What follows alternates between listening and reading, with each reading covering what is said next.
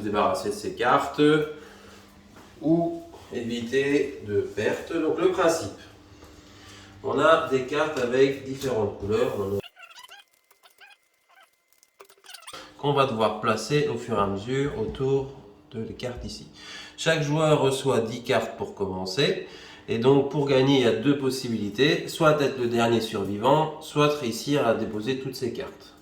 Déposer toutes ces cartes, ça ce serait comme un jeu classique. Pourquoi je dis être le dernier survivant? Parce que dans la partie, à un moment donné, vous allez devoir soit de vous-même mettre des cartes de côté, soit par forcer à les mettre de côté. Et dès que vous en aurez 4 sur le côté, vous êtes éliminé du tournoi en fait.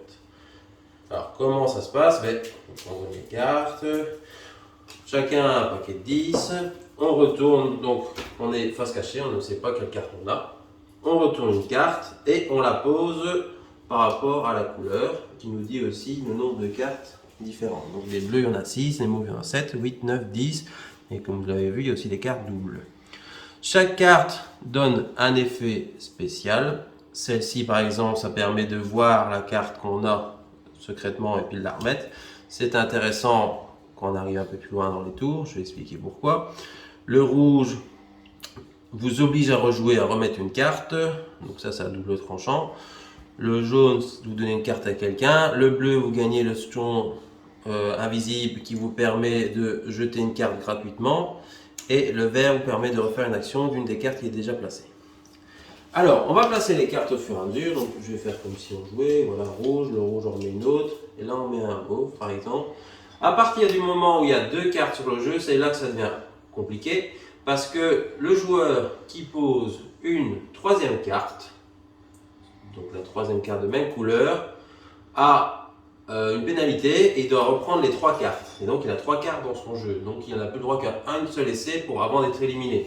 Donc c'est à ce moment-là qu'il faut soit avoir de la chance, soit jouer tactique pour éviter de tomber sur cette fameuse 3e carte. Voilà, ici ce serait pareil. Hop, là je donne une carte à l'adversaire. Voilà, donc si par exemple je mettrais cette carte-là, bing, j'aurai 3 cartes de pénalité. Pour éviter ça, vous pouvez décider de vous-même de vous mettre une pénalité. Et donc vous passez le tour au suivant, c'est ce qui va arriver à un certain moment. Après le problème c'est que dès que vous avez choisi de faire une seule fois une pénalité, la fois où vous mettrez 3 cartes en même temps, directement vous serez à 4 et vous aurez perdu. Donc voilà, c'est un jeu qui joue très vite, on déplace vite les cartes, on fait beaucoup de parties parce que c'est très sympa comme jeu, donc du coup on accumule les parties rapidement. Voilà, jeu classique de cartes à déposer, mais qui fonctionne très bien, qui est très sympa.